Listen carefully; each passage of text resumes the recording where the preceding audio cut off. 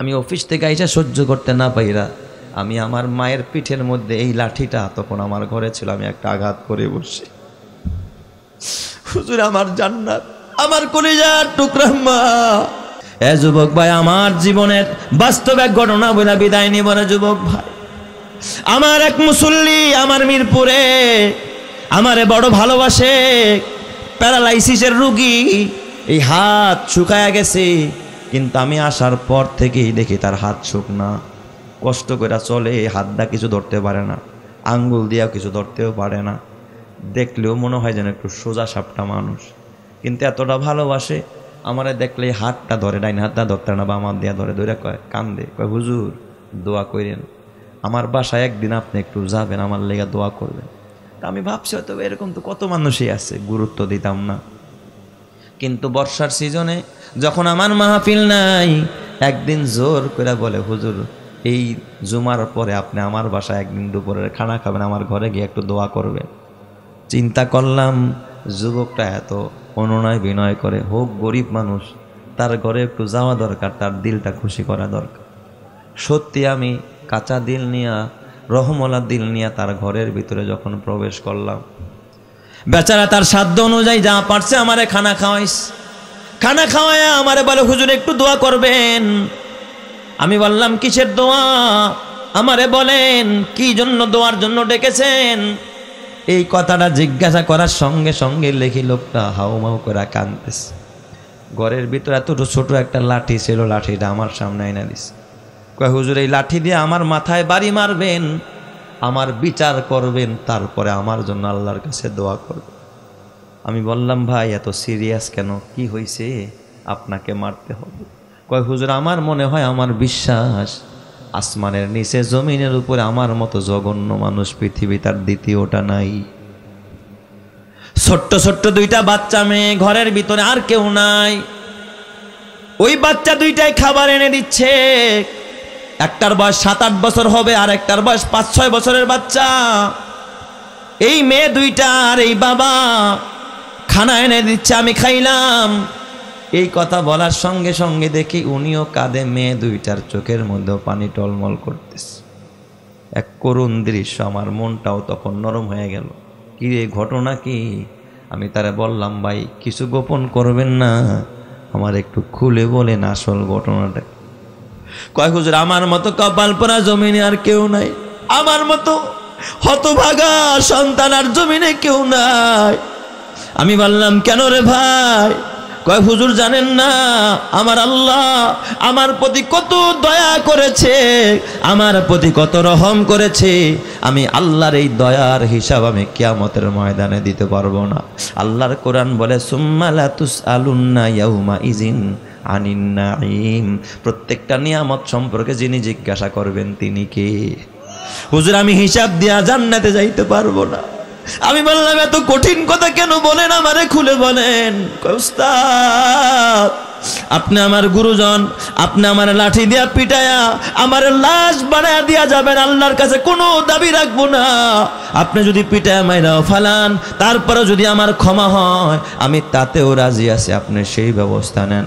আমি বললাম এত শক্ত করে কেন বলেন, আপনি কি এমন অপরাধ করেছেন? লোকটা কাঁদতেছে, বাচ্চা দুইটা মেয়ে দুইটা পাশে বসে কান্দে। আমার ডাক দিয়া উস্তাদ আমি পোড়া কপাল, আমি আমার মা বাবার একমাত্র সন্তান, আমার বাবা বড় গরিব মানুষ, আমার জন্মের পর আমার মায়ের কাছে শুনেছি আমার বাবা ইন্তেকাল করছে, আমি বাবারে দুই চোখ দিয়া দেখি নাই, আমার মা বড় অসহায়, আমার মা ভিক্ষা করত, আমার মায়ের একটা চোখের মধ্যে সমস্যা, এক চোখে কম দেখতো আর এক চোখে ভালো দেখতো, এক চোখ নাই বললেই চলে, কানা মানুষ আর কি। এই সুবাদে বাজারে গিয়া গিয়ে আমার মা ভিক্ষা করত, কিন্তু আল্লাহ আমারে কত মেধা দিছে, কত বুদ্ধি দিছে, আল্লাহ ছাড়া কেউ জানে না। হুজুর আমার মা ভিক্ষা করা হইলেও আমারে ভিক্ষা করায় নাই, আমারে নিয়ে আমার মা কোনোদিন ভিক্ষার থাল মানুষের সামনে পাতে নাই, সারাদিন ভিক্ষা করে টাকা জমায় আমার মা আমার স্কুলে পড়াইছে। হুজুর প্রাইমারিতে আমি ক্লাস 5-এ আমি বৃত্তি পেলাম, আমার মা চড়াই উতরাই পারি দিয়া খায়া না খায়া আমার মা আমারে এসএসসি পাস করায়, সেখানেও আমি জিপিএ 5 পাই, ভালো রেজাল্ট করেছি। হুজুর আল্লাহর কি মেহেরবানি, আমি ঢাকা বিশ্ববিদ্যালয়েও চান্স পেয়েছি। এক পর্যায়ে টিউশনি করে পড়াশোনা আরম্ভ করলাম। হুজুর আমি বাংলাদেশের ভিতরে আমি সুন্দরভাবে পড়াশোনা শেষ করে একটা সরকারি চাকরিও আমি পেলাম। আমার মা তখনও পর্যন্ত ভিক্ষাবৃত্তি করে আমি চাকরি পাওয়ার আগ পর্যন্ত। হুজুর চাকরি নেওয়ার পর কিছুদিনের মধ্যে আমার অনেক বড় অঙ্ক অ্যামাউন্টের বেতন হয়। প্রথম পর্যায়ে আমার স্যালারি হয় 40,000। 2-1 মাস যেতে না যেতে আমার 50,000 60,000 মাসে মাসে খালি প্রমোশন হচ্ছে আর বেতন বাড়তেছে। কারণ আমার মেধার কাজের কোয়ালিটি দেখে আমার প্রমোশন কেউ ঠেকাইতে পারে নাই। ওস্তাদ আমি অল্প 2 বছর পর কিছু টাকা জমায়া ফেললাম, আমি একটা ফ্ল্যাট কিনলাম। আর আমার অফিসের আমার এক কলিগ আমার অফিসেই চাকরি করত, একটা অবিবাহিত একটা মেয়ে। এই মেয়ের সাথে একসাথে ওঠা বসা করতে গিয়া তার সাথে আমার একটা প্রেমের সম্পর্ক হয়ে যায়। হুজুর আমি তো বুঝি নাই, ওই মেয়েটার প্রেমে পড়ে আমি তার প্রস্তাব গ্রহণ করে তাকে বিবাহ করে ফেলি। আমি আমার মায়ের পরিচয়টা তখনও গোপন রেখেছিলাম যে আমার মা একজন ভিক্ষুক মানুষ, ভিক্ষা করে আমারে পড়াইছে।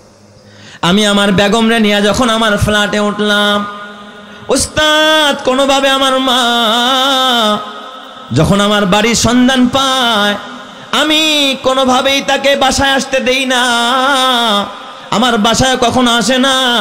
এক পর্যায়ে আমি কিছুদিন পর আমার যখন একটা সন্তান হয়, আমি আমার বিবিকে বুঝাইলাম, বিবি গো ভালো মন্দ সব কিছু আল্লাহই করে। আল্লাহ আমার একজন মা আছে, অসহায় মা, আমার মা আমারে তিলে তিলে মানুষ করেছে।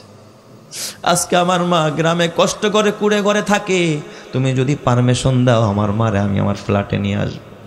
বিবি বলছে ঠিক আছে, তাহলে তুমি তোমার মাকে আম্মুকে নিয়ে আসো ফ্ল্যাটে আনার পরে হুজুর এই ফ্ল্যাটের ভিতরে আমার মা থাকতেছিলেন। আমার মা দাসীর মতো আমার বিবির খেদমত করতো, পুরা ফ্ল্যাটের কাজগুলো করতো, অসহায় নারী আমার মা। কিন্তু মাঝে মধ্যে আমার মা গ্রামের মানুষ বুঝে না, অনেক কথাও ঠিক মতো বলতে পারে না, হয়তোবা আমার বিবির ভালো লাগে না। আমার বিবি মাঝে মাঝে আমার কাছে বিচার দেয়, আমি সইতে পারি না। একদিন খুব কঠিনভাবে বিচার দিছে, কয় হয়তো তোর মা থাকবে, নয়তো আমি থাকবো, দুইজনের একজন। আমি অফিস থেকে আইসা সহ্য করতে না পাইরা আমি আমার মায়ের পিঠের মধ্যে এই লাঠিটা তখন আমার ঘরে ছিল, আমি একটা আঘাত করে বসছি। হুজুর আমার জান্নাত, আমার কলিজার টুকরা মা হাউ মাউ করে কান্দে আর আমার পায়ে ধরে কয় বাবা আমারে মারিস না, আমি আবার চলে যাব, তোর বাসায় থাকবো না, তারপরে আমার গায়ে আঘাত করিস না। আমি পাষণ্ড সন্তান আমার মায়ের উপরে, তারপর আমি টর্চারিং বন্ধ করি না।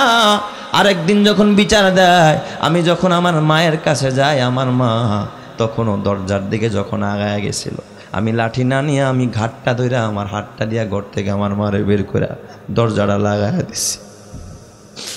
আমার বাসার সামনের লোকেরা ডাক দেয়া, আমার মা বাসার সামনে উপর হইয়া পইরা কপালটা রক্তাক্ত হয়ে যায়।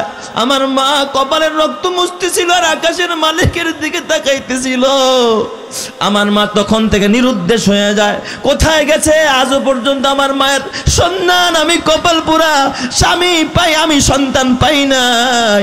হুজুর আমার মারে বের করার পর থেকে আমার ঘরে অশান্তির আগুন দাও দাও করে জ্বলে। দ্বিতীয় সন্তান হওয়ার 3 মাসের মাথায় আমার বিবি আরেকটা ছেলের সাথে পরকীয়া সম্পর্ক আরম্ভ করে দিস। হুজুর আমার ঘরের মধ্যে শান্তি নাই, এত অশান্তি এত অশান্তি উস্তাদ। আর যেই হাত দিয়ে আমারে আমি আঘাত করছিলাম, আস্তে আস্তে দেখি আমার হাতের মধ্যে খালি শিরশির করে। এই হাত দিয়ে আমি কিছু ধরতে পারি না, অফিসে গিয়া কলম দিয়ে লিখতে পারি না, কলম ধরতে পারি না ঠিক মতো, আমার সাইনটাও করতে পারি না। অফিসাররা কয় কি রে এটা কী করছোস, কাজে খালি ভুল হয়। কিছুদিন পরে ওরা আমারে সাসপেন্ড করে দিল চাকরি থেকে। চাকরি শেষ হুজুর, এখন আমি অসহায়, আমার হাত দিয়া ধরতে পারি না। আমার এই 2টা বাচ্চা, 2টা কন্যা আমার ঘরের ভিতরে। হুজুর যেই ছেলের সাথে আমার বিবির পরকীয়া সম্পর্ক, একদিন গোপনে ওই ছেলের হাত ধরে আমার বিবি পালায়া গেছে। আমার মারে বের করার পর আমার ঘরের ভিতরে অশান্তির আগুন। হুজুর আমার মতো কপাল পোড়া দুনিয়ায় আর কেউ নাই। হুজুর আমার বিচার আপনি নিজের হাতে করে দেন। এই জন্য যুবক ভাই, মা তোর জান্নাত, বাবা তোর জান্নাত। এই মা বাবার সেবা করবি, এই মা বাবার খেদমত করবি, ঘরের ভিতরে রহমত আর বরকত দিবেন যিনি, তিনি কে? আল্লাহ।